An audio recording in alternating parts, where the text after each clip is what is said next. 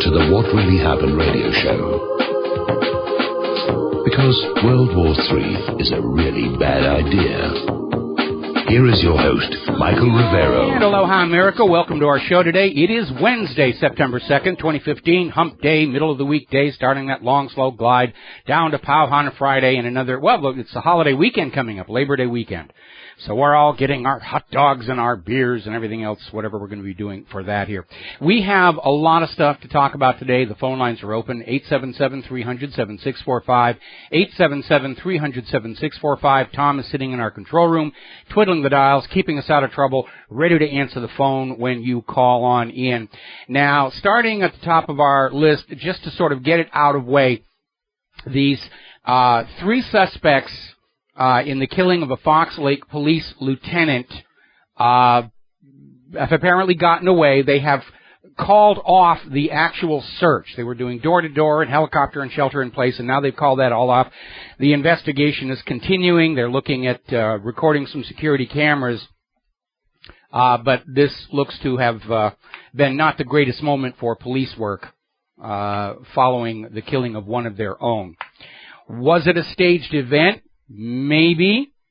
I'm still on the fence about Virginia, but we know a lot of these other events are staged. Somebody wants to trigger a race war in this country in order to declare martial law, a national emergency, temporarily, suspend the Bill of Rights. And apparently over at Blog Talk Radio, one of their hosts, who admits being connected with the Black Lives Matter group, called for his listeners to murder white people and police, said it's open season on killing white people and crackers. So they're really out there trying to sell this idea. They want us divided against each other. They want us violent against each other because then we're not paying attention to what the government is doing. Please don't fall for it. They did exactly the same thing in the 1960s. When all Americans were uniting together in opposition to the war in Vietnam, COINTELPRO, programmed by the FBI, went out and deliberately tried to cause racial tension. They infiltrated the Black Panthers. The undercover informants committed violent acts to demonize them. The FBI came up with that Black Panther coloring book. This is the way the government likes to play. They love to play dirty. They think it's their divine right. And by the way, playing dirty is not an authority granted to the government under the Constitution. Just a little minor point of constitutional law we need to keep in mind there. Now, as you heard on the SRN news break, Democrats now have enough votes, to support President Obama's veto of the Iran deal. It's a complicated issue. Congress voted itself the right to oversee foreign policy regarding Iran. Could care less about Palestine, could care less about the wars in Iraq and Syria, but by golly, when it comes to Iran, they're going to exert their unconstitutional intrusion into the executive branch, and they voted themselves the right to be able to reject the Iran deal, because that's what their good buddy Benjamin Netanyahu and those very generous people over at AIPAC want. And it's been this huge fight, and it's costing American businesses opportunities for trade with Iran. Everybody else in the P5+1, they're already over there in Iran. They're signing contracts and deals. There's going to be nothing left for American businesses by the time this whole thing is settled. Now, it takes a simple majority of the Congress to pass a bill saying we disapprove of the Iran deal. Obama is going to veto it, and to overturn the presidential veto, that's a much higher bar. And there's been a big fight on, we need to have enough votes to overturn a presidential veto because what Netanyahu wants is more important than what Obama and the American people want. We're going to show this country who's really in charge. And, of course, they have. And next year, during the elections, we're going to make a big deal about reminding everybody of every member of the House of Representatives and every member of the Senate who were out there working for what Israel wanted rather than what the American people wanted and what Obama wanted. So at this point, it looks like the Iran deal is going to go through by the slimmest of margins, and I'm sure Netanyahu is not giving up yet, which brings us back to that story yesterday where somehow some radioactive material that was being sent to Texas A&M University by FedEx completely disappeared. Now, that's a shock. FedEx doesn't lose stuff. It's not the U.S. Postal Service. It doesn't go through Richmond, California. FedEx tends to be very good about tracking these things, but it just disappeared. And I'm certain that Netanyahu and his supporters are thinking that if there were a dirty bomb explosion inside the United States of America and it was blamed on Iran, that might shift the Congress back to killing the Iran deal and overturning Obama's veto, because that's what Benjamin Netanyahu wants, after all. But again, look for what should be there and isn't. Why would Iran do anything at all right now? They wanted this deal. They wanted to go back to peace through commerce. They're not going to do anything to upset the United States of America. Who's got a motive to do that? Obviously Israel and Israel's supporters here in the United States of America. Now, one of Israel's supporters here in the U.S. happens to be in Israel at the moment. Senator Tom Cotton, Republican of Arkansas, is over there in Israel right now, and he's saying this Iran deal battle is far from over. And he's out there telling the Israeli government it's not lost yet. We're going to find some way to derail this whole thing. So Senator Tom Cotton wins this week's I Can Kiss Israel's Ass Harder, Deeper, and Wetter Than You Can merit badge. And he's winning it for all that little extra tongue action that he's giving them to make them feel better about it. Now, over in Iran, of course, the vast majority of people are in favor of this deal. They recognize it is an inappropriate curtailment of peaceful nuclear activity. They're guaranteed under the Nuclear Non-Proliferation Treaty, and they're a little irked because they weren't actually building nuclear weapons. But they're going to go along with this because it allows them to have a nuclear power station. It allows them to continue developing medical isotopes for export, which is a direct competition for Israeli companies that are in the same business. And they hate competition. It drives down prices. You know, if we've got the monopoly, if we're the only people selling medical isotopes in the area, we can charge whatever we want for them. Industrial destaticers, structural X-ray equipment. There's all kinds of peaceful nuclear technology that Iran is legally allowed to have under the Non-Proliferation Treaty. Now, here's a very interesting story, and it came out of Forward.com, and it's celebrating all the goodies Israel's going to get after the Iran deal goes through. Because after all, the United States defied Israel's will. President Obama defied Israel's will, and they have to compensate Israel. And they're already tallying up all the additional financial aid and all the new weapons that Israel's going to demand from Washington, D.C., because they're horribly afraid that Iran is going to become a military power in the region. And remember, Iran has not launched an attack of a foreign country in a war of aggression in over 200 years. But Israel's out there saying, we're going to get new weapons, we're going to get F-35s, serve them right. Now, the downside of all of this, that the Ford isn't mentioning, is with this whole Iran deal over and settled, and the issue of whether or not Iran is building nuclear weapons is moot. World focus is now going to shift on to Israel's nuclear arsenal, which everybody knows they have. Denials by our government are completely pointless. Declassified U.S. government documents confirm Israel has nuclear weapons. Mordecai Vanunu confirmed they're building nuclear weapons. Documents from the former government of South Africa confirm that Israel's not only building nuclear weapons, they're selling them to other countries, the very activity the Non-Proliferation Treaty is supposed to prevent. And Israel will not sign the NNPT, will not allow IAEA inspections, and because of that, every penny of your tax money the U.S. government sends to Israel is a crime under U.S. laws. They're stealing your money to give to Israel. We'll be right back. And aloha, America. Welcome back to the show. We're just now getting word, apparently down at Texas A&M, they have located the radioactive shipment. Apparently FedEx did deliver it, and somebody who just put it up on the wrong shelf or something, or at least that's the story. They have found and accounted for this radioactive material. Very reassuring that you can ship this kind of thing through FedEx all over the country. All right, we're going to take ourselves a phone call. Nelson in Canada, aloha. Welcome to the show. What's on your mind? Hey, hi there, Michael. I just wanted to say you got an awesome show going on, and I don't want you to ever quit doing your show. Well, it doesn't look like I'm going to have the opportunity because I keep thinking when peace and prosperity breaks out, I'm going to retire from all of this and spend the rest of my life being a roadie for Claire's music. But unfortunately, dealing with government lies has become a major growth industry in this country. That's for sure. That's for sure. Well, keep up the good work. Don't quit. And I'm going to keep listening to you every day for sure. Well, thank you very much. And tell all your friends about the show and call your local talk radio shows and tell them that they can carry it by going to gcnlive.com and talking to our affiliates manager, okay? Will do. Thank you very much. All right, we're going to let you go. Thank you for the kind words. Now then, getting on back to this Iran deal. The fact of the matter is that Israel, Netanyahu, AIPAC, ADL, all of these pro-Israel groups bet their reputations on being able to derail this. And because now it looks like Obama will be able to successfully veto it, it's a major political defeat for all of these institutions.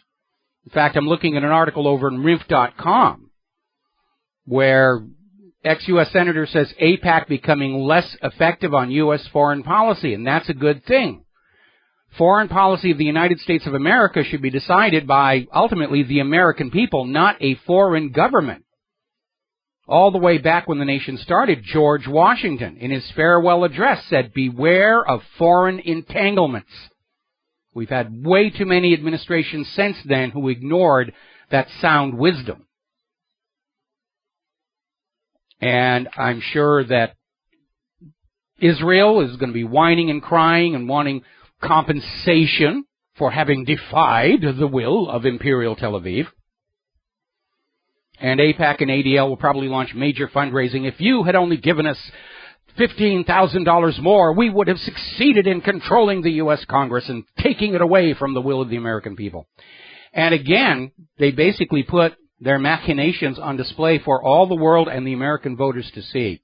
Now, there's a very bizarre story that came out of Sputnik News. Netanyahu faces government coalition collapse over dinner at Italian restaurant.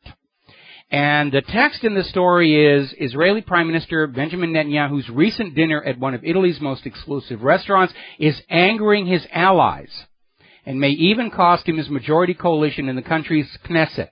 Not for 1 second do I buy the idea that dinner at an expensive Italian restaurant is going to be a major influence on Netanyahu's political life.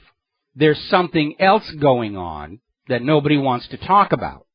And this restaurant thing is just a cover for what looks to be an effort to push Netanyahu out.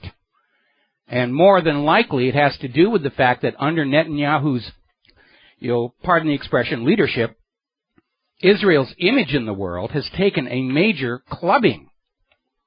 Israel's probably starting to feel like a baby seal, the way they've been pounded for all the things Netanyahu has done, all the attacks on Gaza and the West Bank, all the land theft, the abuse of the Palestinian people, this botched attempt to once again reassert Israeli control over the U.S. Congress, and worst, making it obvious that's what Israel was doing to all the American voters. Even the American Jewish community has started to abandon Israel. Now, Netanyahu may be hitting the panic button because we're looking at this other story out of Russia Today where Netanyahu all of a sudden wants to resume direct talks with the Palestinians immediately and no preconditions. And this also reinforces the idea that Netanyahu's political troubles are not about pasta in Italy, but about the fact that he has really destroyed Israel's public image. And now he's going to try and repair it. We're going to have talks. I'm going to have talks. Really, I'm the peacemaker now. And nothing will come of the talks because it never does. But I see this as a panic reaction. All right, we're going to grab ourselves some phone calls. We're going to talk with Chris in Michigan. Aloha, welcome to the show. What's on your mind?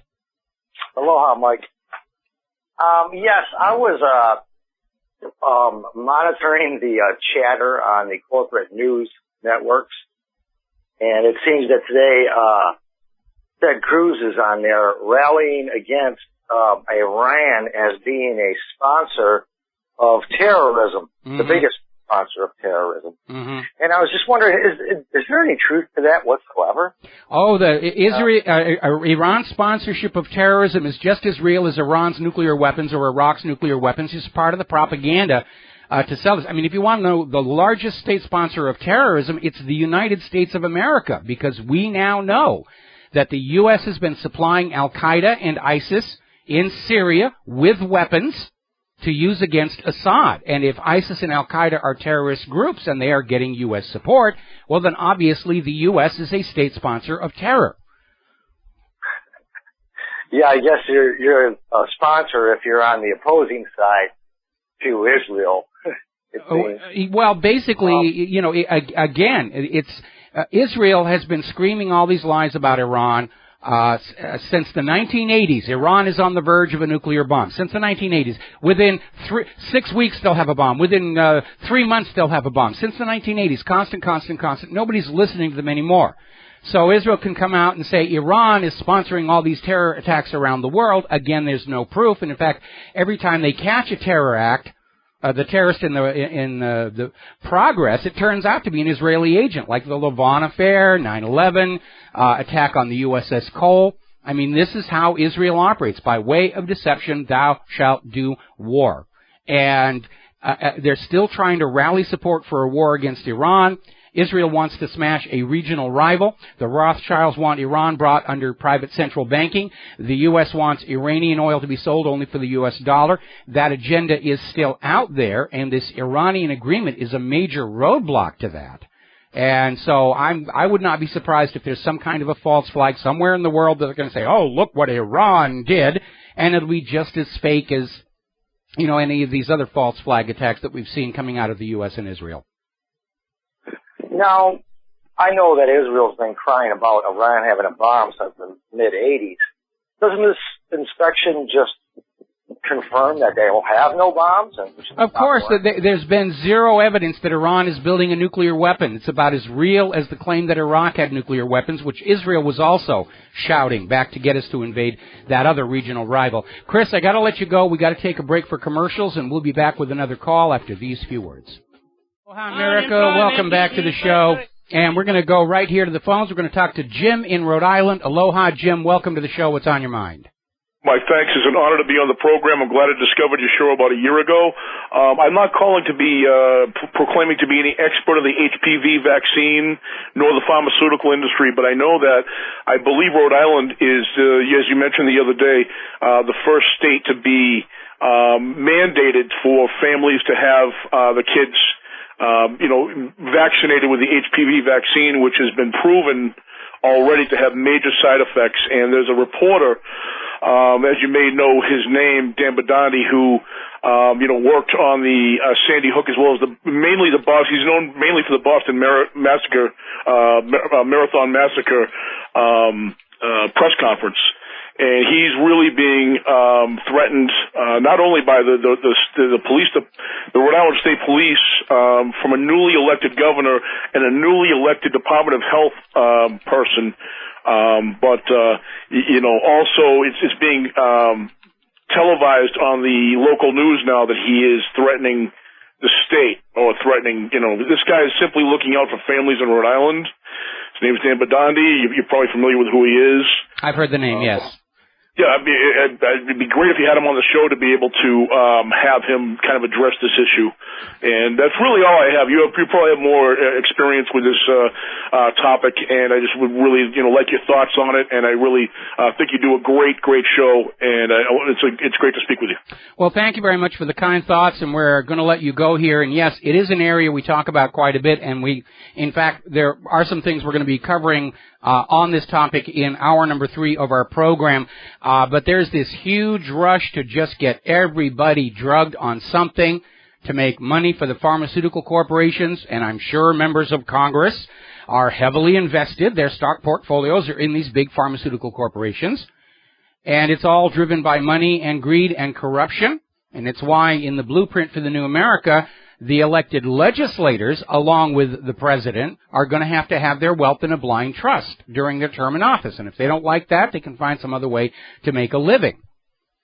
But it's It is. They're literally selling your children as guinea pigs to the big pharmaceutical corporations in exchange for a campaign donation.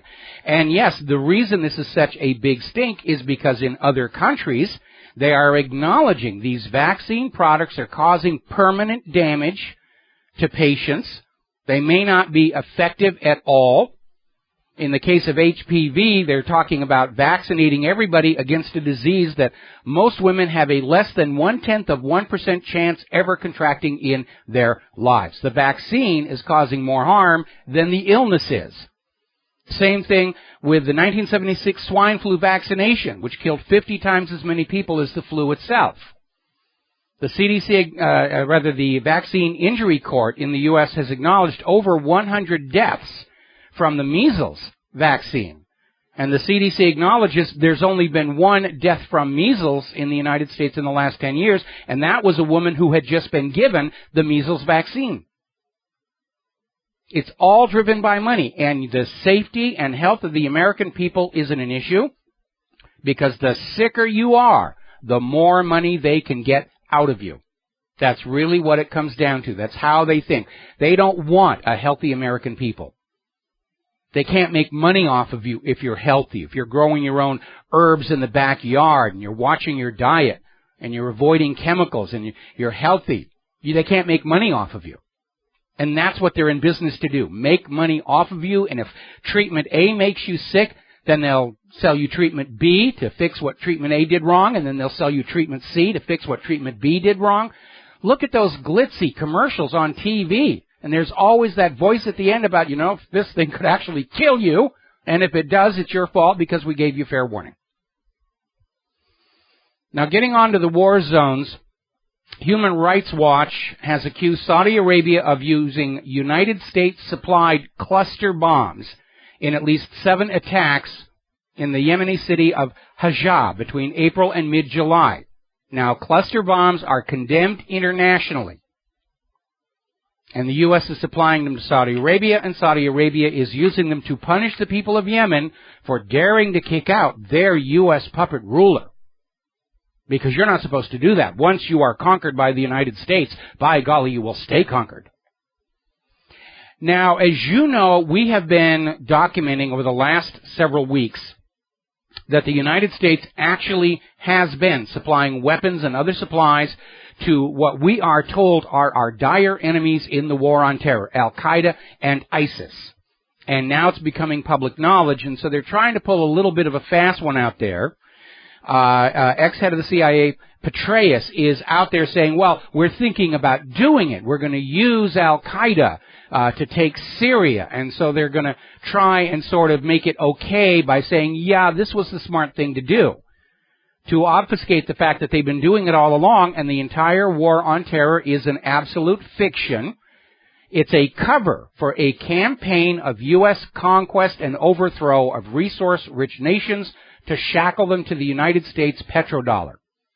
That's what's going on. It's all being driven by greed and money. The world is turning away from the U.S. dollar for darn good reason. And the United States government is ready to start a world war to try and conquer them all and drag them back to dependency on the U.S. dollar. That's what's driving it all. Stupid reason to incinerate the surface of planet Earth in a nuclear war, but hey, they've already got their bunkers and everything, so if they make a mistake, they'll go down in the bunkers for a year, it'll come back up. All those pesky human beings screaming about rights and freedom, they'll all be gone and the world will be natural and beautiful. We're going to take another phone call here. Andre in Oklahoma. Aloha. Welcome to the show. What's on your mind? Aloha, Michael Rivero.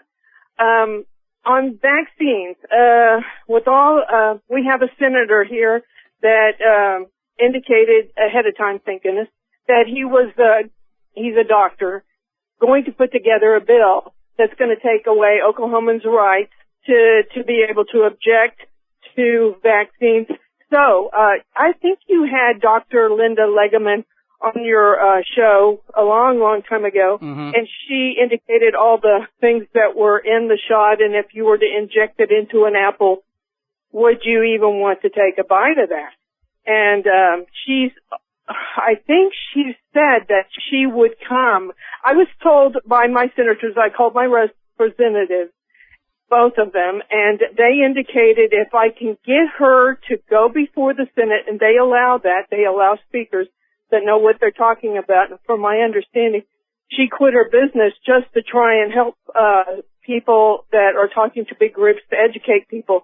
And we can kill it if it's in the Senate. There's only 46 senators in there, and so if it never reaches, the bill never reaches the House, we have a better chance of killing it here. And I thought I'd put that out there in case there's other states that they don't go back into session until February. So it gives you some time, maybe to fight it. And I think you said something horrible yesterday that anybody tries to fight it or say anything negative about the pharmaceutical companies, they are now, terrorists, or they're crazy, or they can be, hopefully they can't be locked up. Well, I mean, there's a lot of people out there in the orthodox, the medical industrial complex who are saying that. You're a vaccine denier, you want epidemics to sweep the planet.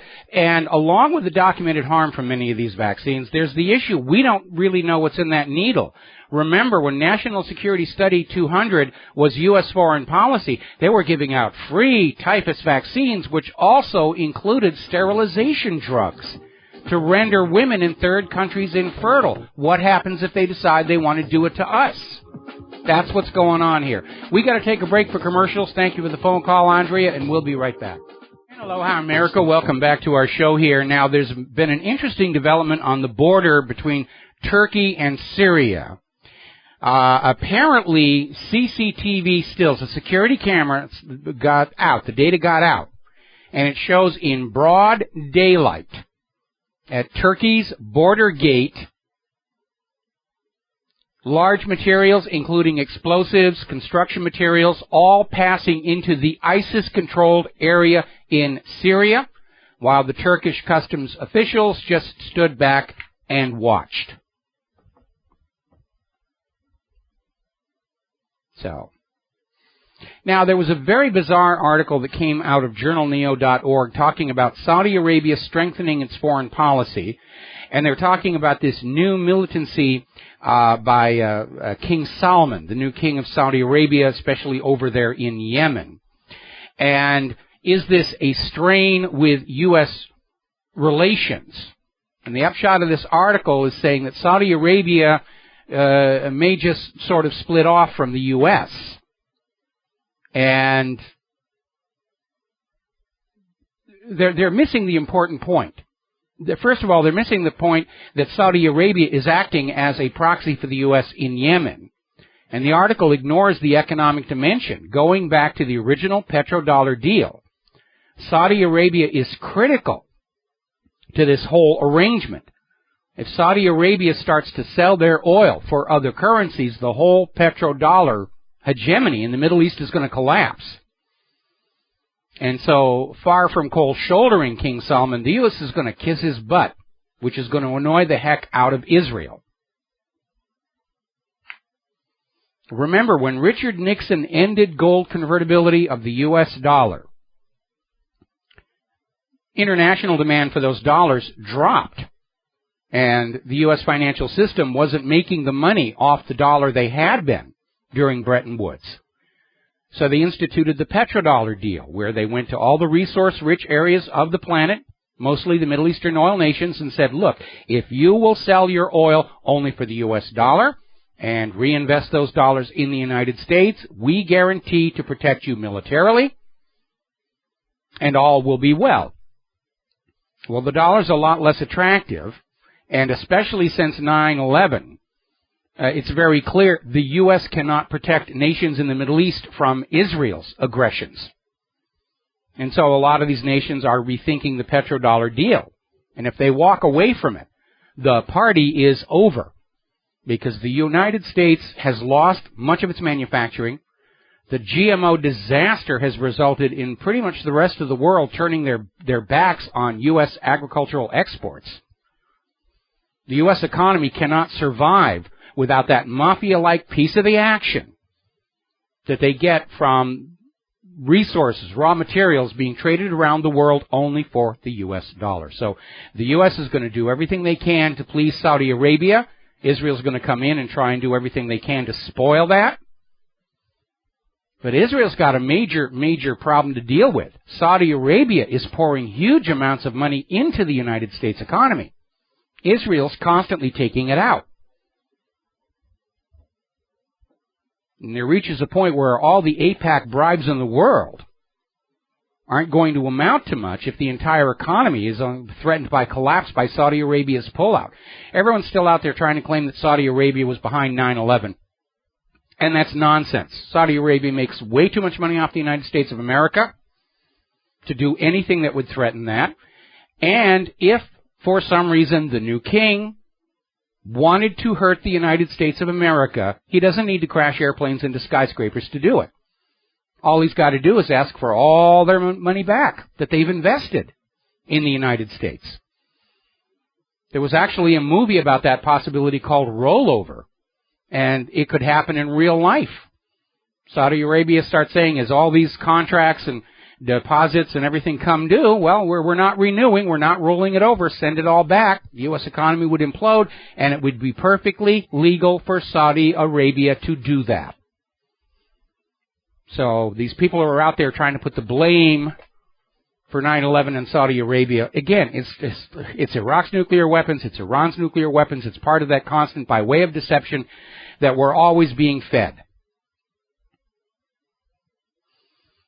Now, over in Kiev, there have been a couple of new developments regarding the protests around Parliament and Poroshenko's palace. According to some reports, the protesters who were there were being paid 50 hryvnia per hour to be at that demonstration. It's another manufactured coup d'etat. Poroshenko has not been able to accomplish the war with Russia that the U.S. wanted him to. And so now they're just replaying the coup d'etat from early last year. Hired protesters and acts of violence to be blamed on certain parties. And apparently somebody actually located video footage of the person who threw the real live hand grenade in Kiev. And the person throwing the grenade is not wearing any combat fatigues and no uniform. They're completely nondescript in clothing. And the guy throwing the live hand grenade was watching the person next to him who was throwing a smoke grenade at the cops and threw his right after that to apparently try and obfuscate where it came from. And the guy's clearly alone. He's not part of any of the groups. It's another covert overthrow. It's a repeat of what happened in Kiev early last year. They did it last year to put Poroshenko into power, and it looks like they're doing it again to take him out and put somebody else in there who'll get this war going the way the U.S. desperately, desperately needs. And that's what's really going on. Right now, the U.S. government is in a race to get into a real bloody global world war before the U.S. economy collapses, so they can blame the economic collapse on the bad guys. Ooh, it's all Russia's fault. It's all China's fault. It's got nothing to do with the fact that we've got a Ponzi scheme private central bank that makes more debt than money with which to pay the debt. It's got nothing to do with government complicity with all the Wall Street fraud. Oh, no, it's those gosh darn Ruskies and those gosh darn Chinese. And you've got to hate them, and you've got to throw your babies in war against them, and so forth. Because that's what worked the last two times. Crash of 1907, World War I. Crash of 1929, World War II. Crash of 2008, look how many countries the U.S. has invaded or covertly overthrown or drone struck all around the globe. I've lost count how much war the U.S. is making around the world right now. There's a story over at Zero Hedge talking about the myth of the Russian threat. Every single day, either from the White House or the corporate media or the Pentagon, there's a warning about the Russian threat. And Russia isn't doing anything. NATO is the one that's over there, rattling their sabers. In fact, NATO just activated 6 command units on the eastern flank with Russia. They're doing the warmongering. They want the war. And they want you to believe that somehow this is all Russia's fault. What happened in Ukraine over this last year tracks directly back to the U.S.-backed overthrow of Ukraine's government for the crime of not wanting to merge with the European Union and wanting to align with Russia. That's what this is all about. Another article coming out of Fortress Blogspot, U.S. opens new fronts of confrontation. And this article also goes back and says this is all about the rising ruble and the rising yuan threatening to displace the U.S. dollar as the world's primary currency for global trade and banking. And the U.S. can't survive without the world being dependent on the U.S. dollar. And that's why they're going after Russia, they're going after the ruble, they're going after China, going after the yuan and the renminbi. Remember yesterday we were talking about that the U.S. wants to hit Russia and China with new sanctions over the cyber attacks, which nobody knows where they came from or even if they actually happened. It's just more made up out of thin air. We're supposed to hate the Russians and Chinese and forget all about the crimes and corruptions of Wall Street and Washington, D.C., throw a snappy salute at the flag, and fling our babies onto the designated enemy's bayonets. That kind of thinking may have worked back at the height of the Cold War in the 1950s and the 1960s. It did work in Vietnam. But this is a very different era.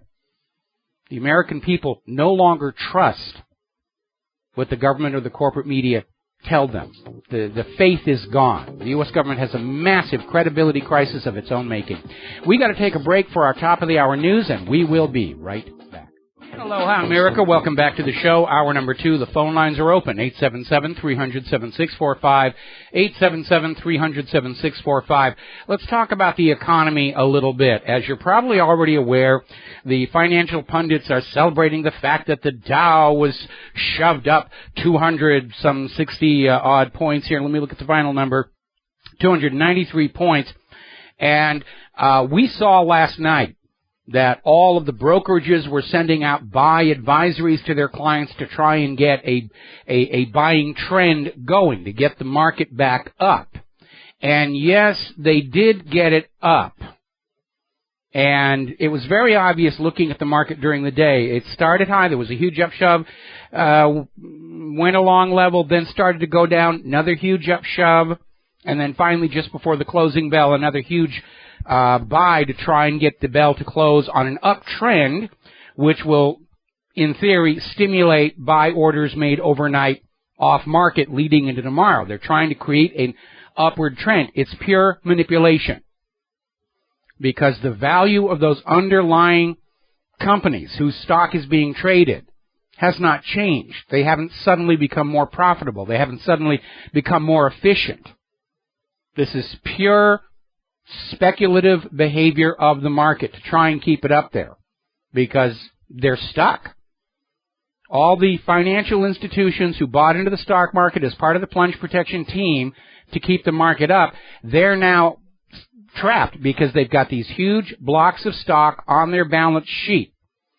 When a big correction finally happens, as it inevitably will, a lot of these companies are going to be instantly insolvent. So they're trying to get it up, and they're trying to convince the investor class that even though it's crooked and it's manipulation, stick with us. We'll guarantee that you will be rich, at least on paper. But you need to remember, since the 1st of August, the American stock market has lost something like 7%. And today's uptick on the Dow did not erase yesterday's major slide.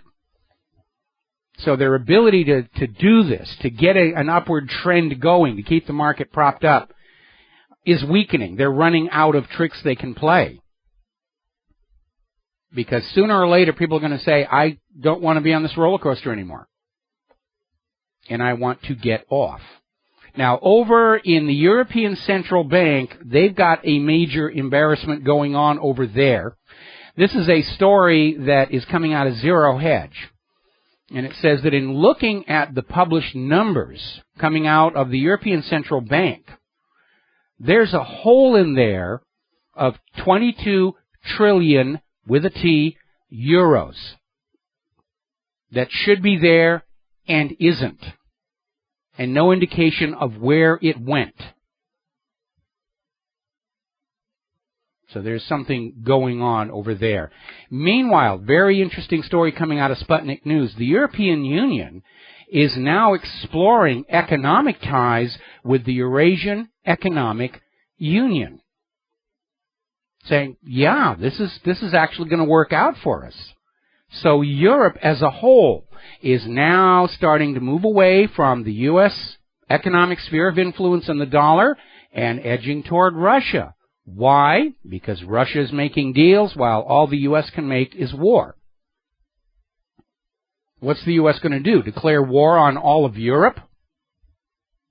I mean, they might be that silly, they might be that desperate, but nobody's going to all of a sudden buy that we have to invade France and we have to invade France to save them from ISIS. They've got ISIS in Great Britain, they've got ISIS in Germany, we've got to go in and bomb all these countries.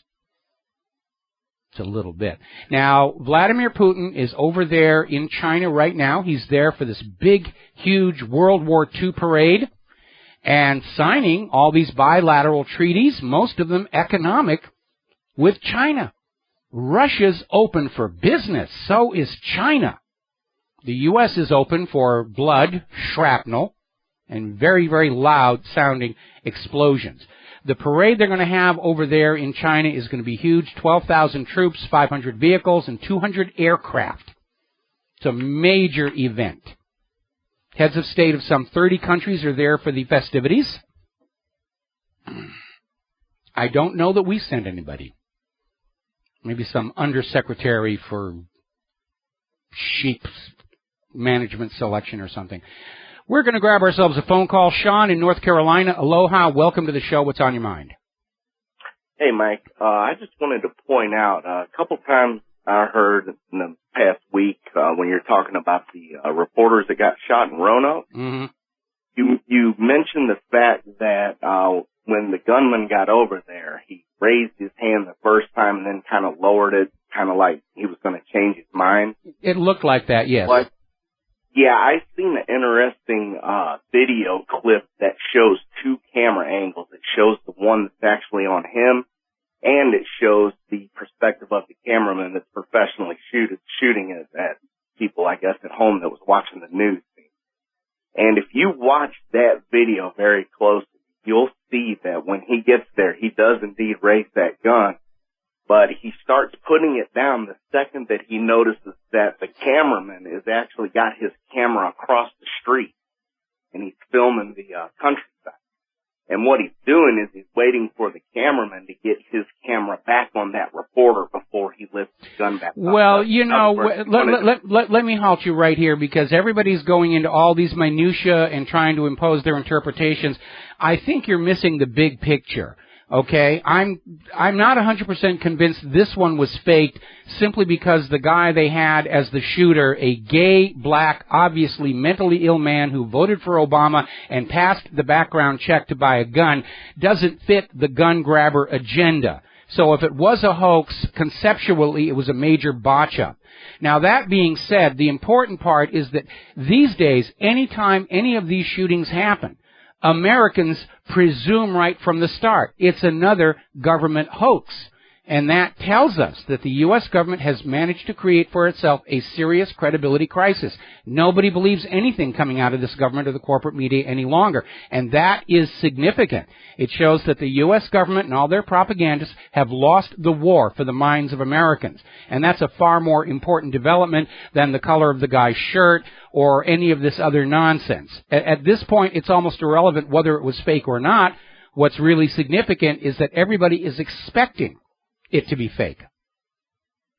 I agree with that. They're so hungry to get our weapons, they'll do anything. Well, the gun grabbers seem to be going pedal to the metal. We had that sheriff who was shot. There was apparently some random shootings at cars on I-10. They're just trying to get out there and say the only way we will all be safe is if we all give up our guns. Nonsense. The last country that gave up all their guns so that only the government had the guns, I think that was Nazi Germany. No, actually, Pol Pot did the same thing in Cambodia. Take away the guns and then we can kill people, you know, as much as we will. I mean, look at the United States of America today. We still have a right to keep and bear arms, and the cops are killing Americans left and right with impunity. I mean, that's how out of control it is, yes. I agree. All right. Thanks a lot. Thank you very much for the phone call. We're going to let you go here. Now, as you know, Egypt has announced the discovery of a major natural gas field in the Mediterranean off their coast. I'm sure Israel's already going to be saying, oh, no, that coastline belongs to us. We own the entire Mediterranean. It's all ours. But apparently this gas find is so huge that Egypt is not going to be importing any gas anytime soon. In fact, they may become a gas exporter. And energy stocks in Israel have taken a major plunge. So there was a serious miscalculation over there, and good for Egypt, at least for the energy sector. It's just been announced Egypt is now going to flood their border with Gaza to try and destroy all the tunnels. So Egypt is still, toadying up to Tel Aviv's will regarding Gaza and the Palestinians. So some good, some bad coming out of Egypt. We'll be right back.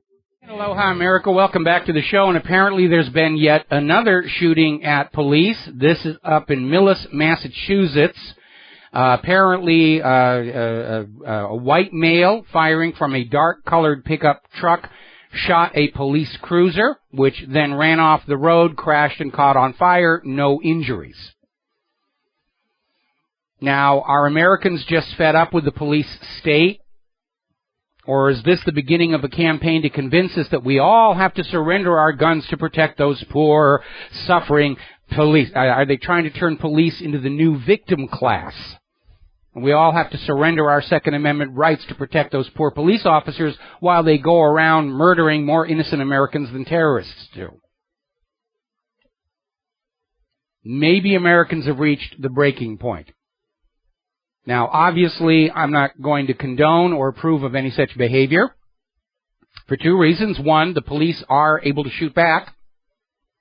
And two, we know that the abusive police are still a minority.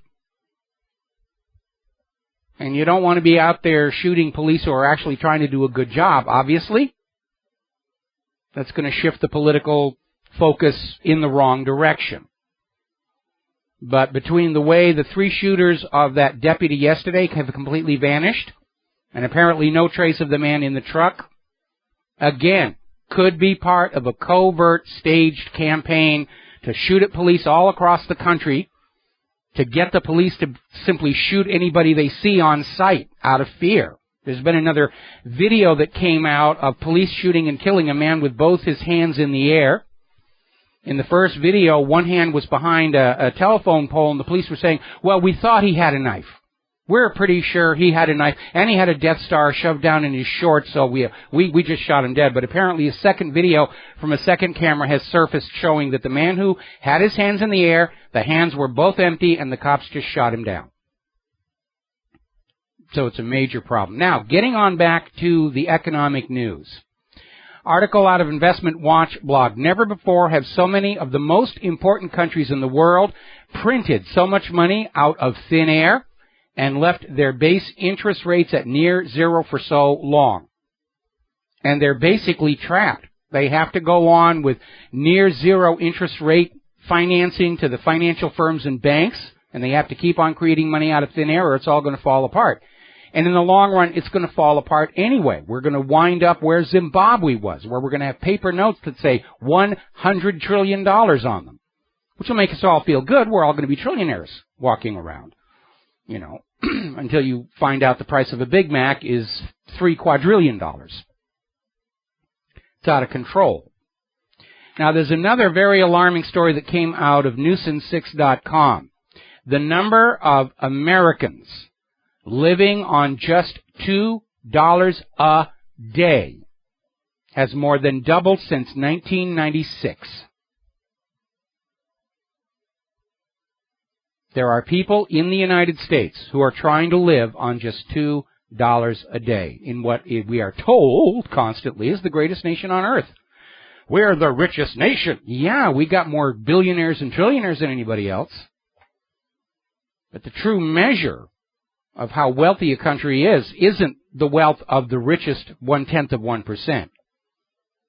It's the average wealth of the citizens. And that's definitely going downhill in this country. And by the way, something else we're putting into the blueprint for the new America is that all pay scales for members of Congress and whatever form of federal government we have are tied to the average wage and salary of the American people.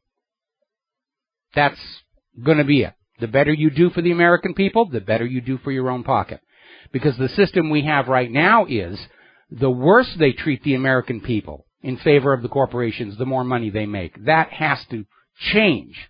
We have to incentivize our next government to look after we, the people, and the nation, not just side on over with all the money junkies in a fascist dictatorship, which is where we are right now. Despite recent efforts to keep the prices of silver and gold suppressed, the metals are starting to take off. Gold coin sales have surged 3 times since the beginning of the year. In August, sales of physical silver more than doubled. People are getting wise. Silver and gold, they can only manipulate it so long. Everybody knows that physical metal is going to hold its value compared to the equities market. So let's talk about the presidential campaign season. And we have a little bit of good news starting right off. Story out of politics.com. Hillary Clinton's favorability numbers have gone underwater, nearing an all-time low in the ABC News Washington Post polls. Released earlier today, her favorability numbers are in the Al-Qaeda, where they deserve to be. Piers Morgan has come out saying, put a fork in her, Hillary is done. Nobody will ever trust her again.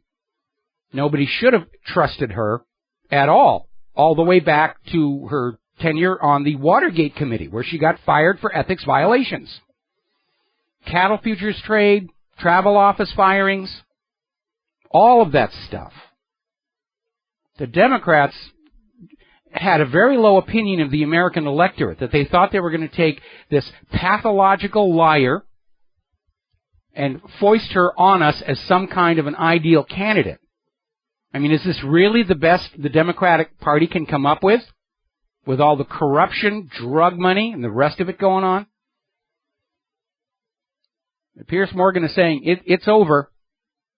It's over. Nobody's going to trust Hillary. Nobody should trust Hillary. I don't think she's going to go gracefully. I'll bet the ashtrays are hitting the walls in campaign headquarters right now. She's going to fight it out to the bitter, bitter end. And on the day when it's obvious she's not going to reach that White House, I already got a bottle of champagne chilling in the freezer for that one. Now, there's been new details about the email scandal. Apparently, one of the worst breaches of U.S. security is that Hillary Clinton's private emails included spy satellite data on North Korea's nuclear weapons. This is data from spy satellites, which is classified at the moment of creation.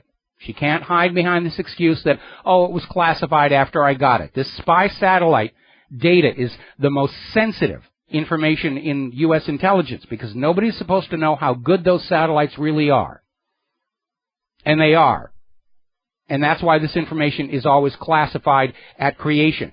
Any spy satellite images that are allowed out are degraded first. They'll blur them so that people don't know how good they are. So more about the Korean spy satellite images and Hillary's email when we come back.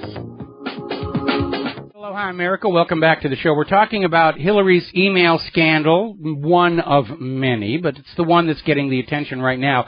Fox News is going on right now about the controversy, and apparently the State Department has released another 7,000 of Hillary's emails that are in their records, and already they're finding classified information. And a lot of this information is classified on creation, and unless Hillary Clinton herself classifies it, and apparently she did in a couple of cases, she doesn't have the authority to declassify it and send it to anybody not cleared to receive it. So the big stink they're looking at right now is that apparently Hillary's emails included spy satellite data on the North Korean nuclear arsenal. And this is information from the National Reconnaissance Office. It is automatically classified on creation. because that is what is most secret. The U.S. government does not want other countries to know how good those satellites are. And so now we find out that all of this information about spy satellite data from North Korea is on Hillary's very weak, unprotected, unencrypted server. Now, I wrote an article not too long ago. I just reprised it to the front page of WhatReallyHappened.com. Hillary's emails, the scandals behind the scandals, in which I, first of all, gave a brief history of the concept of a limited hangout, admitting to a minor crime in order to keep concealed far worse offenses from the American people. Good example would be the Whitewater investigation, where Bill Clinton copped to getting a Hummer in the Oval Office so that people weren't paying attention to the gun and drug running that was going on out of Arkansas for the CIA while Clinton was governor down there. That's a limited hangout. And I think the focus on the server itself is a limited hangout now. And I postulated two bigger scandals behind it. The first was that the U.S. government was in fact supplying weapons and other equipment to Al-Qaeda and ISIS, our supposed enemies in the war on terror, and that has now been proven to have been the case. And they were shipping all this stuff from Libya to Syria through that consulate in Benghazi. The attack on the consulate in Benghazi may have been an attempt to erase all the records and at the same time create a terror crisis that Obama could exploit as part of his re-election campaign. Because at the time he was trailing Mitt Romney in the polls. Now, the other scandal behind the scandal that I talked about was looking at the combination of a very weak server outside U.S. government control and monitoring, no encryption whatsoever. We know for a fact it has been hacked, coupled with this charitable foundation that can receive donations from foreign countries. And it looks to me like Hillary may have been running an espionage operation out of the State Department.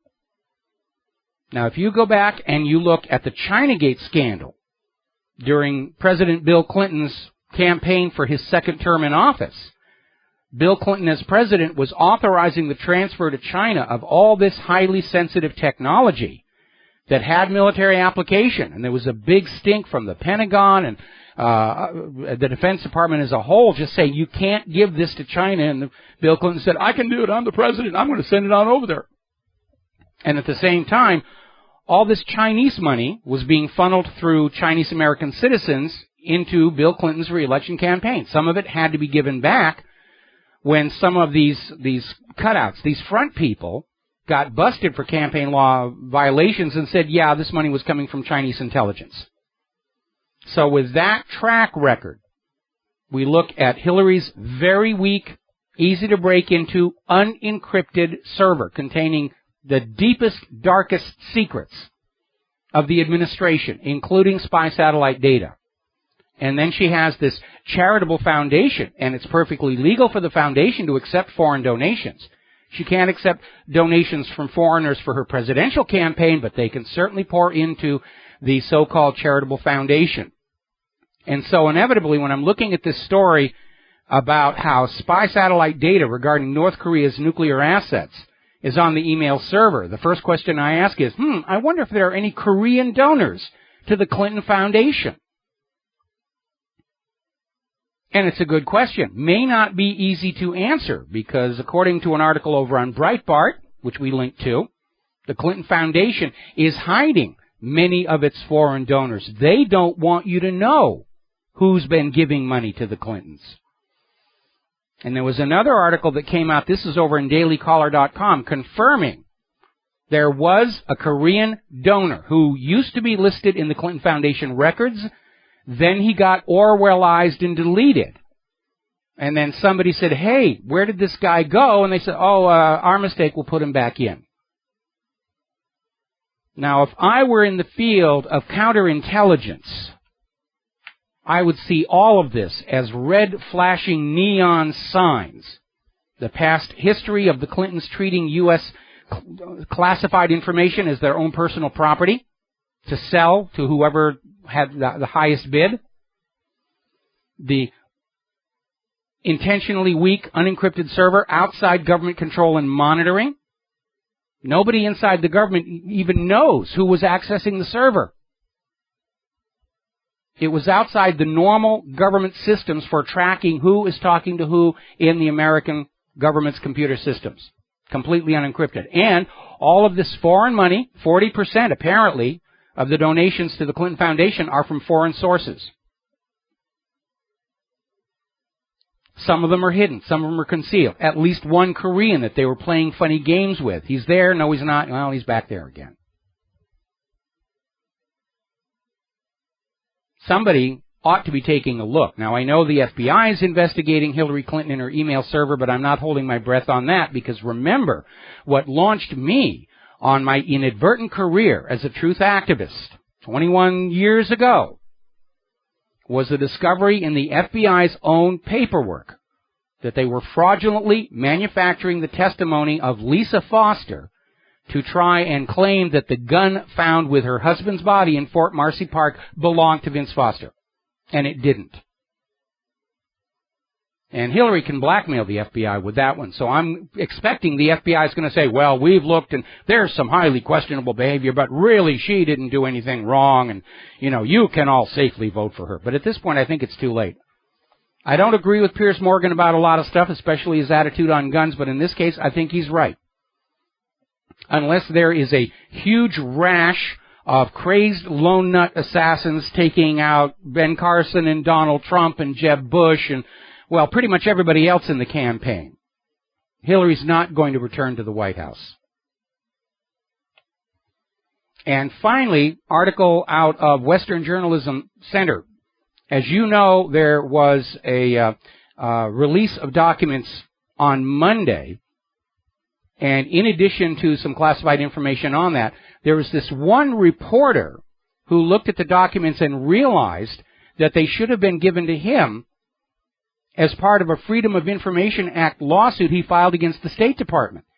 So now we have Hillary Clinton violating the Freedom of Information Act because these documents don't qualify under the privacy exemption. It's a reporter named Atkinson. He's out there saying, yeah, she was just ignoring the Freedom of Information Act. And finally, apparently in the most recent emails, there's a message from Hillary going to Agency for International Development Administrator Rajiv Shah saying, please don't forward my last email. Whatever's in that email is unknown. It doesn't seem to exist. But again, cover up, cover up, cover up, cover up. We'll be right back. Aloha, America. Welcome back to the show. We're talking about Hillary's email scandal and Hillary's justification for arbitrarily deleting 30,000 emails from her server and then formatting the hard drives is that it was all personal stuff, not government business.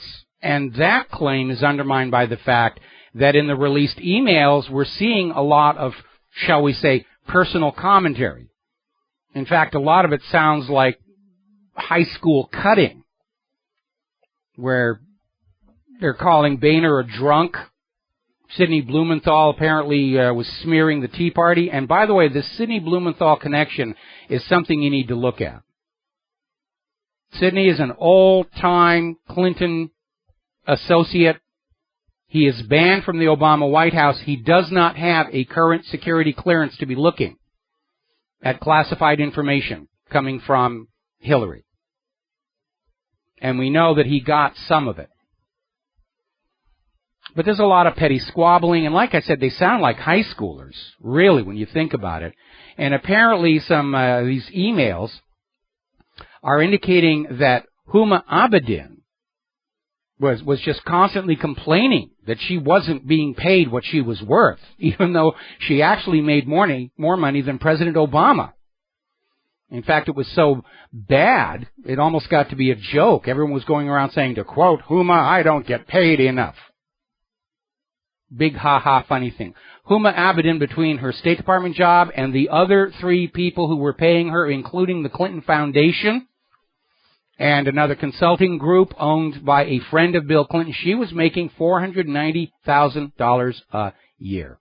Poor, suffering Huma Abedin, plus whatever pension or retirement plan her husband Anthony Sexting Weiner was getting. These poor, suffering politicians have to get by on less than $1 million a year. Oh, boo-hoo, boo-hoo, boo-hoo. Now, getting on to the other candidates, Jeb Bush is starting to lose that air of confidence, that self-assurance, that presumption of ascendancy to his family's hereditary role in the Oval Office. And apparently, Jeb Bush is getting more and more annoyed that questions that he is dealing with at his various campaign stops are more and more about Donald Trump. And Jeb is starting to feel that he's in Donald Trump's shadow, and yes, he is. But these so-called frontrunners, Clinton and Bush, who just knew it was going to be one of them, and that was fine because the Oval Office is their private property that they hand back and forth between the Bush family and the Clinton family, with Chelsea Clinton due to take it next. Except that doesn't work. Jeb Bush, apparently not willing to read the public mind on the issue of immigration, is still out there claiming that illegals come to the United States as an act of love, including all those MS-13 gang members and the drug smugglers and the various criminals who are committing crimes in the United States of America. Donald Trump has attempted to tone down some of the controversy over his immigration statements by meeting with Javier Palomares, who's the CEO of the U.S. Hispanic Chamber of Commerce. And apparently they had a very good meeting, and a statement issued by the USHCC said that Trump listened more than he talked. And Palomares agreed that much of what Trump was really saying had been distorted by the corporate media. They'd mischaracterized what he was saying. And you need to remember, the legal citizen Hispanics of the United States of America are not in favor of illegal immigrants coming in, because they are a drain on the resources for the legal citizens, just like anybody else. So that issue may be going away. Now, as you know, Carly Fiorina had been crying and whining and stamping her foot and throwing a tantrum over the fact that CNN was not planning on including her in the second GOP debates because her poll numbers up until recently have been really very, very bad. Well, CNN basically gave in, and they changed the rules, saying we're going to take the top 10 people in the polls just between August 6th and September 10th, which is a window that's designed to take advantage of Carly's recent growth in the poll in order to get her a place on the podium. So whining and crying and so forth and so on. Chris Christie is being accused of using the state police helicopter to go to campaign travel. That's definitely a legal no-no, so he's in trouble for that one. Now, getting on down to other issues of politics and corruption, Senate Majority Leader Mitch McConnell is saying that there will be no move to defund Planned Parenthood.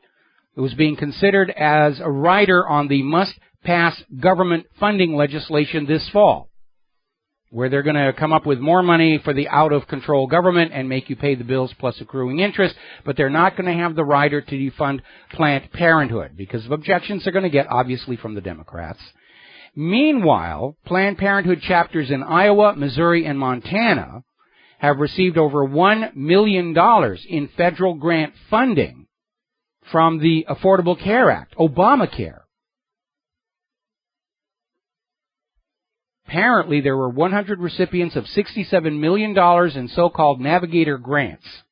So now they're going to be pulling people into Planned Parenthood and signing them up for Obamacare, which is, it's a disaster. It's a disaster for its overt purpose of making health care affordable for Americans.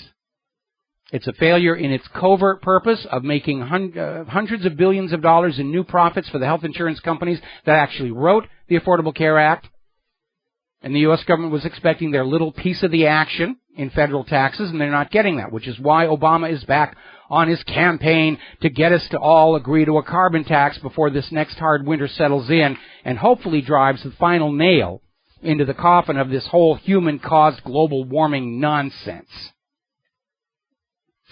Meanwhile, down in Kansas, there's a statistician from Wichita State University has filed a lawsuit, against the government to open up voting records because she is convinced there's rampant voter fraud going on in the United States, and she wants the voter records to run an analysis and find out. And, of course, since she filed the lawsuit back in April, federal authorities have attempted to block the request for voter records. No, you can't have them. Just take our word for it. The elections are honest.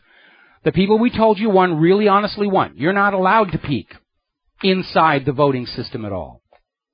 Complete opposite of how elections were handled when this country was first started up, where everybody got to watch what was going on every step of the way. Now it's in this black box. That's why Bev Harris calls her website black box voting. There's a little button on front. You push it. They tell you who your new rulers are. And you're just supposed to believe them and accept it on faith. No way.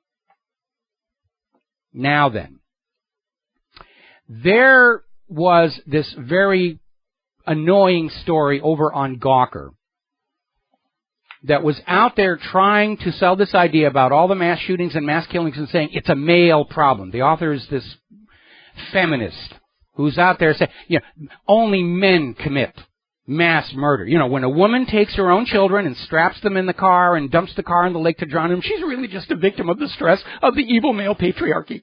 And she shouldn't be considered bad or evil. Only men commit mass murder. Well, that's not entirely accurate. There are female mass murderers. They're generally ignored by the corporate media because of the sexist bias. Women don't do that kind of thing. That's what got Lizzie Borden off the hook. The evidence indicated she was guilty, but the jury just couldn't believe a woman could do that sort of thing. Eileen Warnos, Myra Hindley, Jane Toppin, Nanny Doss, Amy Archer Gilligan, Rosemary West, Marianne Cotton, Kristen Gilbert, Miyuki Ishikawa, Juana Barraza, Beverly Ellett, Mary Beth Tinning, Elizabeth Bathory, Countess Elizabeth Bathory. Probably heard of her. Dagmar Overby, Leonarda Cianchelli, Belle Gunnis, very famous one, and the list goes on and on. I'm running out of time for the news break, so I can't complete it. Plus, let's not forget the Manson girls.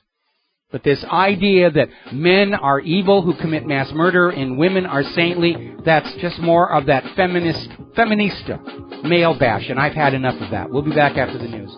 Aloha, America. Welcome back to the show here, and very interesting little story there on the SRN news break, because when the report first surfaced that there was a second video of the man who was shot and killed with his hands in the air, it said it showed his hands were empty. Now, all of a sudden, we think it may show a knife. We need to blow it up. We're not really sure, but we're sure the officers were justified. Now, little bit of common sense here. If somebody is confronted by the police and they're surrendering and they put their hands in the air, aren't they going to drop whatever weapon they might be carrying? It just doesn't make sense. The guy's going to throw his hands up and say, I surrender, and he's still going to have a knife in his hand. I'm not buying this. We live in an age we're saturated with lies. The lies have reached tsunami level. It's time to get the hip waders out. The U.S. government bovine excrement has reached the flood stage, and we know those levees aren't built very well. Now, as you know, there is a major ongoing immigrant refugee crisis all over the globe. And they're out there, oh, it's all the fault of ISIS, it's all the fault of... No, it isn't. Have you noticed that all these refugees are streaming out of all these countries the U.S. is making war on? That's really what's causing it. Now, as you know, all of these countries that have been taking in all these immigrants, refugees, whatever you want to call them, they're all of a sudden starting to realize these are not stellar citizens they're getting. We had a huge problem here in the U.S. with the illegal immigrants committing rapes, child molestation, murder. had the same problem over in Germany. And get this, okay? Apparently there is a German pastor who is saying, no, we must welcome in all the immigrants, but what we ought to do is give them all prostitutes so they won't have a reason to rape our women. And I'm wondering who it is he expects is going to pay for all these sex workers to keep the migrants happy and mellow. Political correctness has just reached the point where it's just looking ridiculous here. All right, let's talk a little bit about computers. There's apparently another major security breach that has so far infected 225,000 iPhones. And it steals your personal data, your passwords. Apparently, this malware is designed so that the malware author can use your Apple account to buy apps for themselves. Download games, download whatever, and it shows up on whatever billing arrangement you have with the Apple Store. Now, the good news is this is only affecting the jailbroken phones. And for those of you who aren't sure what I mean, it means you're probably safe. People who have smartphones who are into computers for their own sake will want to get past the locks where Apple and Android will put these in place so that you can't get in and cause damage to your phone, or even worse, find and disable all the NSA spying. But there are ways to get past it. On Apple's, they call it jailbreaking the phone. It opens it up. You can go in and actually look at the operating system and the file system and see whatever you want to see, but it does carry a risk. And when I got my first iPhone, just out of curiosity, I jailbroke it, but the first jailbreak apps I downloaded caused problems, so I reset the phone and I haven't bothered with that stuff since. I've got enough problems dealing with perfectly in compliance computers without going on in and messing things up. I think they call it rooting on the Android phones, but this latest security breach is only affecting the jailbroken iPhones, and if you have not jailbroken your phone, if you don't even know what I'm talking about, then you are safe from this one. Now, there's a very interesting article over at the Federalist talking about the so-called trans agenda, where they're trying to sort of get everybody to redefine or rethink their gender orientation, their sexuality, and it's another way of trying to undermine our sense of identity, to keep us confused so that we don't really know who we are, where we belong, what culture we belong to, what nation we're in, to make it easier to drag us into this new world order. Apparently there was a big stink where a young man who claims he's a woman in a man's body was allowed by the school administration to use the girls' shower room, and 150 of the girls walked out, and I don't blame them. It really is nonsense. And by the way, for full disclosure, I'm actually a lesbian trapped in a man's body, just so that you know we get that out of the way. So let's talk about human-caused global warming. As you know, Obama was up in Alaska with his family on a $5 million taxpayer-funded trip to Alaska to scream about human-caused global warming and try and get some other nations to sign on to some climate deals, which they didn't, because we all see the signs of another horrendous winter coming on in. They're still out there. Global warming, we've got to tax carbon, and Obama's desperate to get you to agree to a carbon tax because he didn't make the money he needed off of Obamacare. So that's it. They're trying to get this carbon tax rammed through before it becomes obvious to everybody we've got another major heavy winter coming in. Now, Tasmania has just ended their coldest winter since 1966. And for those of you keeping watch of these things in the northern hemisphere, it is snowing in Sichuan, China right now. Over in Great Britain, they had what they're calling a freak storm that dumped snow and hail the size of golf balls on the ground there. And up in Seattle, Washington, where Claire and I used to live, actually we lived out in North Bend, they're expecting snow in the mountains before Labor Day, meaning in the next few days. Now, that gets us out here to the Pacific Ocean, and it's getting very weird. Business Insider had a story saying something historic is happening with hurricanes in the Pacific Ocean, and it could mean trouble. There are storms a-brewing. Now, the good news is, so far, we have dodged all the bullets here in Hawaii. Cannot say the same for those people over there in the western Pacific. They have been hit with some horrendous, horrendous storms. Now, Ignacio barely grazed us. Yamina has caromed off far to the north. We're not going to see anything from that. There is a new tropical depression called 14E that is heading toward Hawaii at the moment. We're going to keep an eye on. But there is no question, this has been a record-setting storm season here in the Pacific. Now, everybody's out there screaming this proves human-caused global warming, human-caused global warming, and we've already dismissed that whole idea. You can have serious storms created by upper atmosphere cooling as much as by warming on the ground. But a lot of attention has been focused on the El Niño weather pattern and how it could be the strongest on record.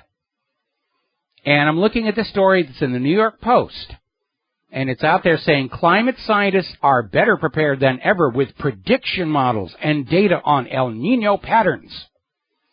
But the impact of this El Niño is hard to forecast because there's also an Arctic warming effect at work on the jet stream, blah, blah, blah, blah, blah, blah, blah, blah. It's a lot of carbon-Nazi nonsense here. Now, the carbon-Nazis are trying to point to El Niño as support for their various theories that human-caused global warming is hiding deep in the ocean, and that's why we can have all these record cold-setting winters, but we shouldn't stop believing in the most holy revealed dogma of St. Al of the Gore that we are warming the planet to dangerous levels. Just ignore all that snow and ice. It's not even really snow. It's just white lumpy rain, and you're hallucinating it anyway. When we come back from this commercial break, I'm going to tell you exactly why they can't predict El Niño. And aloha, America. Welcome back to the show here. We're talking about human-caused global warming. We're heading into another brutal, brutal winter, and we're having a record storm season out here in Hawaii. Last week, we had 3 Category 4 hurricanes surrounding us, first time in history. And everybody's pointing at El Niño, this warm current that stretches across from the middle of the Pacific to the western coast of the Americas, and it causes all these changes of weather. And this proves that humans are warming the planet, the heat is hiding in the ocean, and now it's coming up and causing troubles. Well, not exactly. Because, and we did this on the front page of our website, if you take the map of the heat bloom that is described as the El Niño current, and you overlay it on a map of the known active undersea volcanoes, it is very obvious that the El Niño current is appearing on the surface of the Pacific Ocean over an area with a huge field of active volcanoes. And I stress known because the map of the volcanoes is still woefully incomplete. It's not like you can just look down and see the volcanoes the way you can on the surface of the Earth. Google's Street View car hasn't made its little journey around there. Somebody has to fund expeditions to go on out and identify there's a volcano underneath this part of the ocean, and so far, most of those surveys are near land masses that could be threatened or affected by undersea eruptions. If you go out to YouTube, you're going to see all these videos of ships that are just sailing in the middle of the ocean, and all of a sudden they encounter these huge floating fields of pumice stone, which obviously are coming from an undersea eruption. Nobody really knows how many active volcanoes and thermal vents there are down there on the floor of the ocean, but there is a huge cluster of them right under the area where the El Niño current appears. Now, obviously, the more of those volcanoes are erupting, the warmer El Niño will be, and the more severe the resulting weather will be. It's got nothing to do with humans. Now, what this also means is because nobody can actually predict when a volcano is going to erupt, any claims by the climatologists that they can predict El Niño are nonsense. They're just trying to get more funding. Oh, yes, if I get more funding, I'll be able to predict when El Niño is going to hit. No, you can't. Not until you can predict when volcanoes actually are going to erupt, and that's hard to do even here on the surface of the Earth, let alone the abyssal plains of the deep ocean. And the carbon Nazis, they're just dead set on proving that it's all the fault of humans. They completely dismiss undersea geothermal activity, changing output of the sun, which is clearly a factor right now. Oh, it's all the fault of humans. Really, you've got to give us your carbon tax money. Which leads us to an interesting article over in the Daily Bell. How shoddy science creates big government. And it's talking about how as research funds, independent research funds, have dried up, there are a lot more scientists than there are grants. And inevitably, as a result, scientists going for those grants are going to promise the grant givers confirmation of whatever it is the grant giver wants. Proof of human-caused global warming, proof that vaccines are not causing autism, proof that GMOs are perfectly safe, and so on. And it's corrupted the scientific process.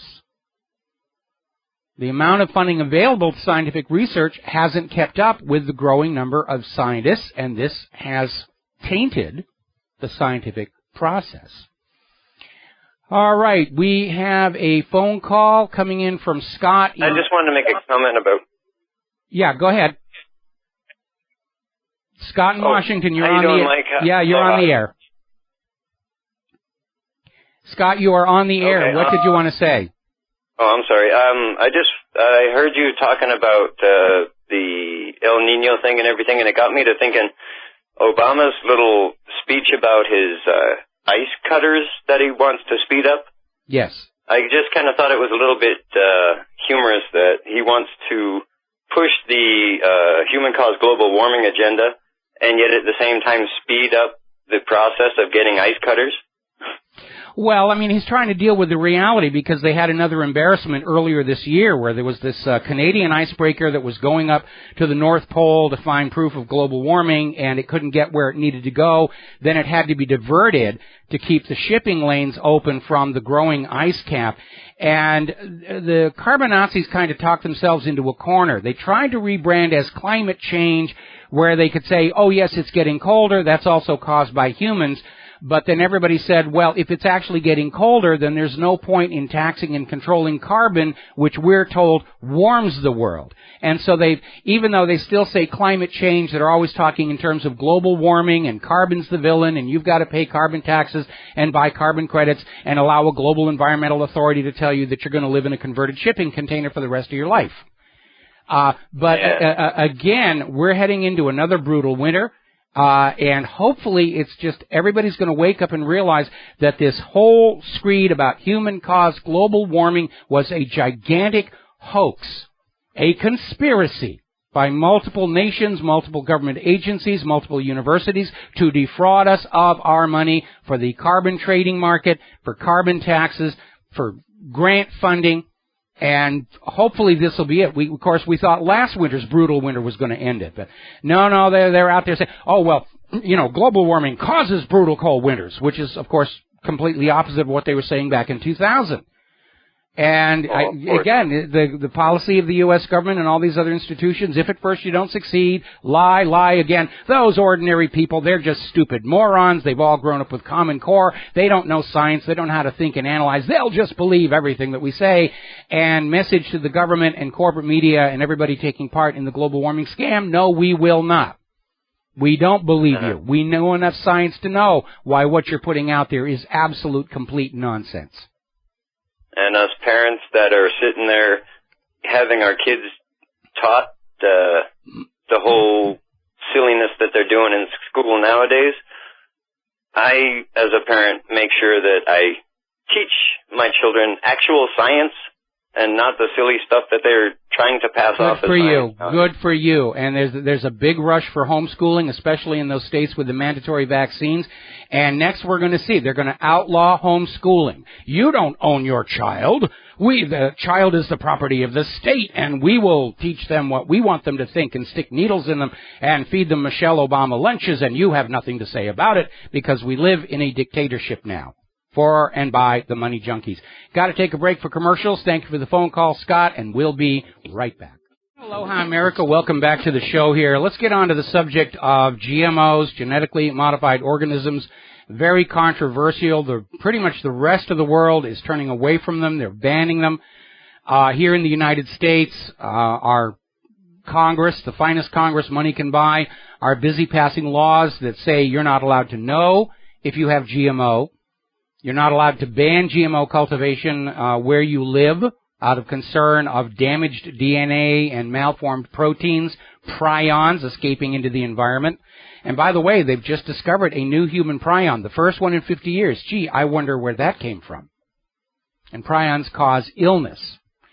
Now, somebody has filed a class action lawsuit against Chipotle, the restaurant, which makes a point of advertising their food is GMO free. And the allegation is their food has never been GMO free, primarily because of the upstream ingredients not being guaranteed GMO free. Now, Chipotle actually says in the little disclaimer, we avoid GMO, but obviously we don't know when we're being sold unlabeled GMO food. So along with banning GMO labeling, banning the banning of GMO, it looks like somebody is starting to go after anybody who's voluntarily advertising we are GMO free, which means the GMO project is probably going to be targeted as well. They want to remove your knowledge of what's going on. They want to remove your choice. And it's all for money. The GMO companies want a monopoly on food production on planet Earth. They want to do to the rest of the world with seeds what Wall Street did with the dollar. Everybody has to come to the United States and buy the seeds for next year's crop. That's what they're trying to do. Story coming out of Investment Watch blog. House members who voted in favor of the DARK Act, this is the bill which would prohibit GMO labeling all across the country, even in states that already mandated it like Vermont. All these politicians who voted in favor of banning GMO labels got huge donations from the big food corporations. Imagine my shock.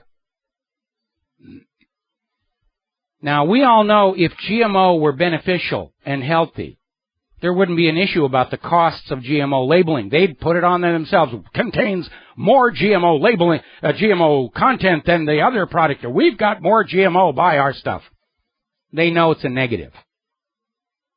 Story coming out of Patriot Rising. Apparently there is a study that has just come out showing that children who are exposed to the pesticides that are used in conjunction with GM soy are suffering serious genetic damage.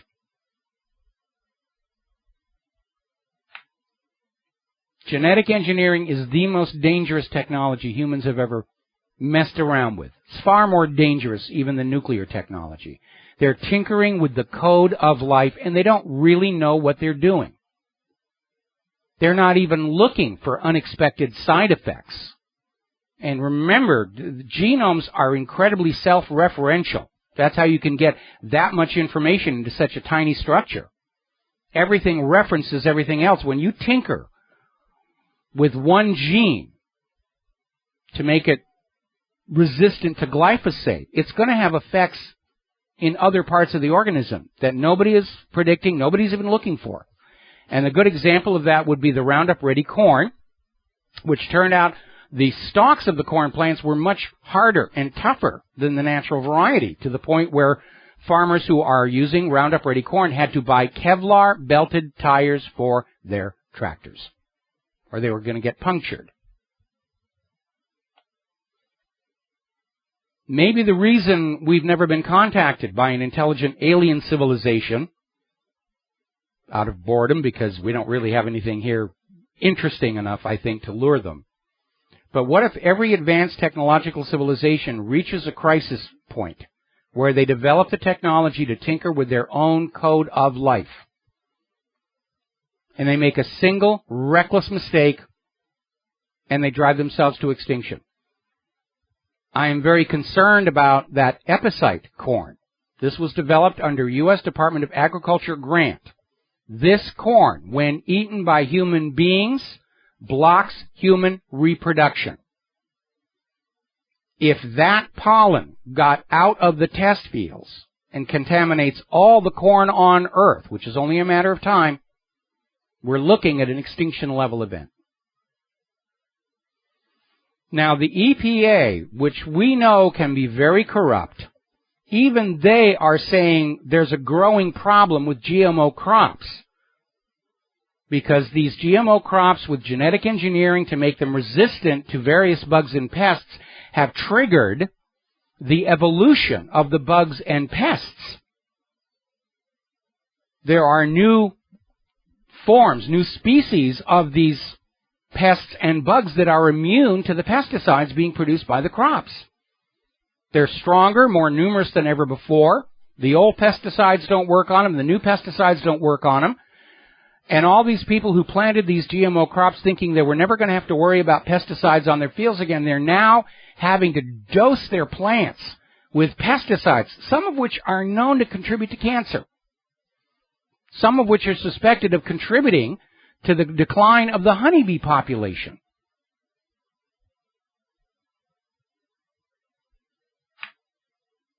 It's a very reckless way that they're playing with this technology. They could make a mistake that could absolutely collapse the food chain, the chain of life on Earth. I mean, look how badly they muck up the software coming from Microsoft. And then remember that the software of life is far more complicated, and it's not well documented. Let's be honest about that here. All right, let's grab a quick phone call. Mark in North Carolina. Aloha. Welcome to the show. What's on your mind? Yes, Mike, aloha.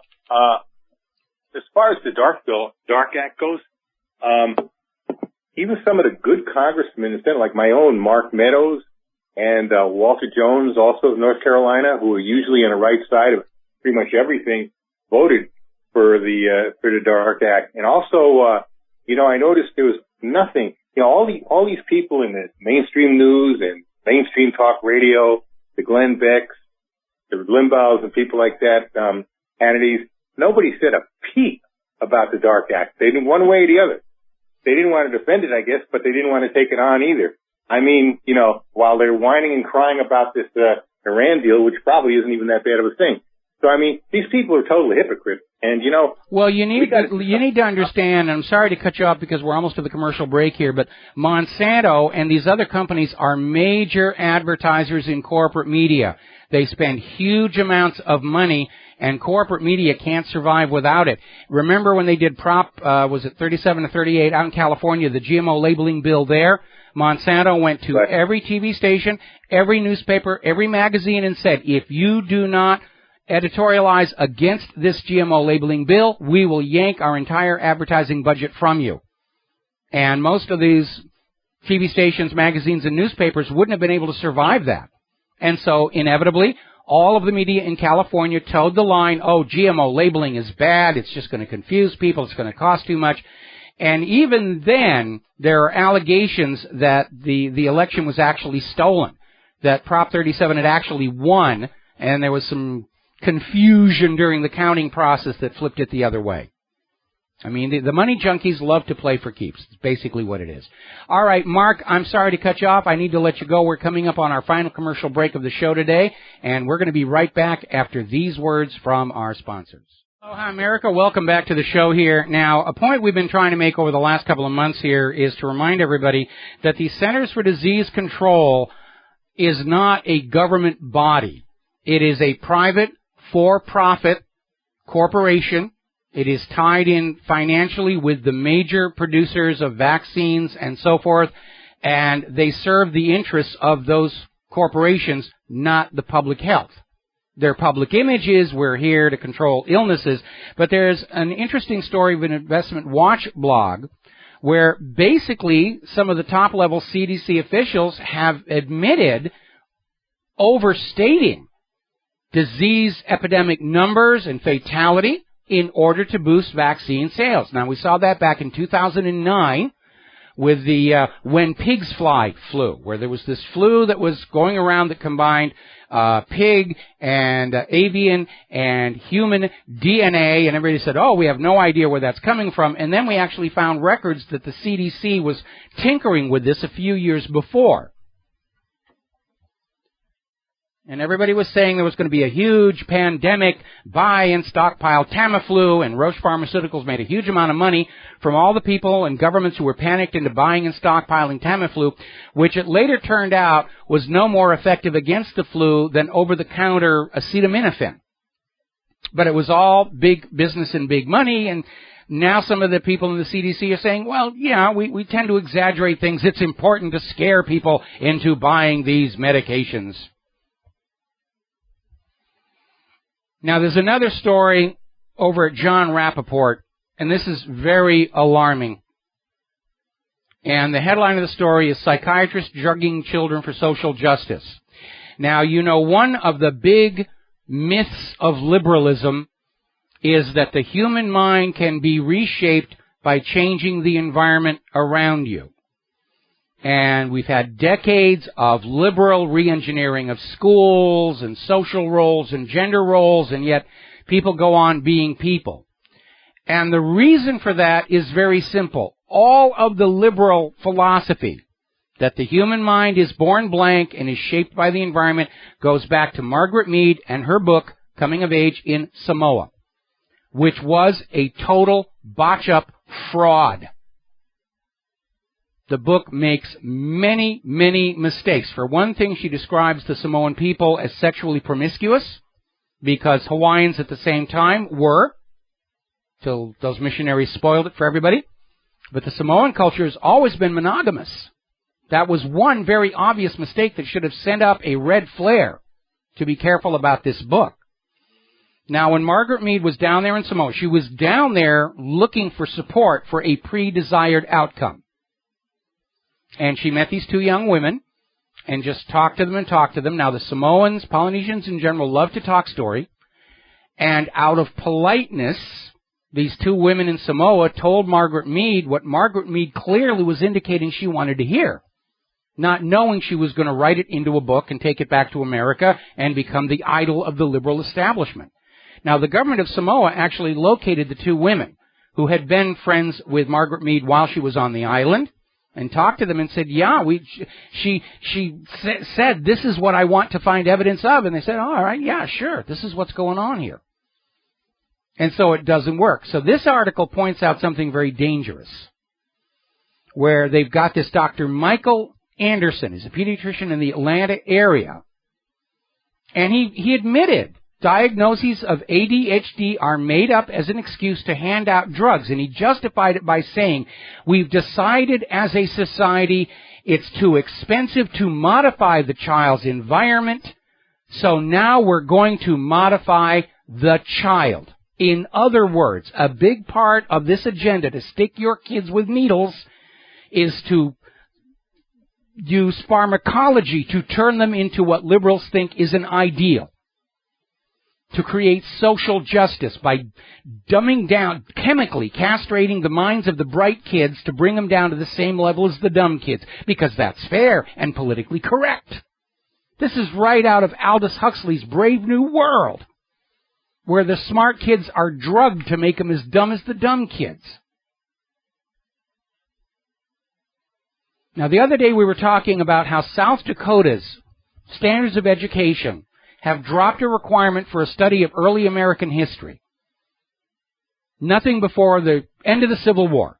That's it. You don't need to know about all that Declaration of Independence and War for Independence and Liberty and Freedom and Bill of Rights and Declaration of, Constitution, all the...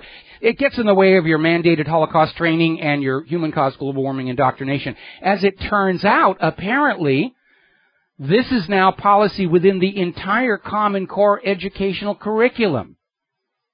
That kids don't need to know about that Constitution, Declaration of Independence, Bill of Rights stuff. It just gets in the way. And apparently over at Dakota State University, history teachers there are just astounded by the level of ignorance of U.S. history in the incoming freshmen. They don't have a clue what their own history is. And that's another part of what appears to be a program to erase our sense of an identity, of a cultural identity, an historical identity, a national identity. To just turn our kids into these sort of mushy-brained things that can be chemically altered to be proper citizens of the New World Order. I would definitely, if I were fortunate enough to have children, and I'm not, I have to be the crazy uncle to other families and spoil their kids instead. I'd be homeschooling. I don't care if it's a crime or not. You're not getting your hands on my kid. I'll teach them who they are, what their history is, where they come from. Thank you very much. Now, speaking of corrupted agencies that are not doing the jobs we think they're supposed to be doing for our tax money, the U.S. Nuclear Regulatory Commission has rejected the recommendation of a high-level task force it itself convened. It's their own task force after the March 2011 Fukushima disaster. The task force came back and said the NRC should require all nuclear plant operators to develop and maintain plans to deal with a reactor core meltdown. They should be required to have a contingency plan. Evacuations, cool down, what are they going to do when the core melts down? And the Nuclear Regulatory Commission said, nah, we don't need it. We don't need it. It's, these reactors are perfectly safe, and Chernobyl and Fukushima, they just ignore those. We can absolutely certify the 100% safety of America's nuclear reactors. Ignoring that small embarrassment out at San Onofre, other reactors that are showing cracks, and the fact that we have a large number of reactors downstream of that dam that is showing signs of imminent collapse. Sometimes you have to wonder, maybe we're better off without government at all. There's a story out of Great Britain where apparently a city council attempted to fine this pensioner, little old lady, £2,500 because they took a secret photo of her feeding birds in the local park. How dare you feed the birds? That's littering. It encourages rats. Well, no, not if the birds get to the birdseed. We actually have that here in Hawaii. Bird feeders are discouraged. It encourages the rats. Do you know why we have mongooses here in Hawaii? You're going to love this one. Mongooses were imported by the state government to try and control the rat population, which came in with the Polynesian voyaging canoes. The problem is, and apparently the state government didn't realize this, mongooses are active in the day. Rats are nocturnal. They never meet. They don't fight each other. And now, of course, thanks to the state government, we have 2 pest populations instead of 1. Someday I got to tell you the story of the island of plastic birds. You're going to love that one. There's the music. Time for me to get out of here. I'm going to take Claire to lunch. We're going to be back tomorrow, Thursday, here on the Genesis Communication Network. Until then, stay safe, stay informed, stay skeptical. Ask questions, share what you know with who you know. Call your local talk radio stations for us. Aloha, America.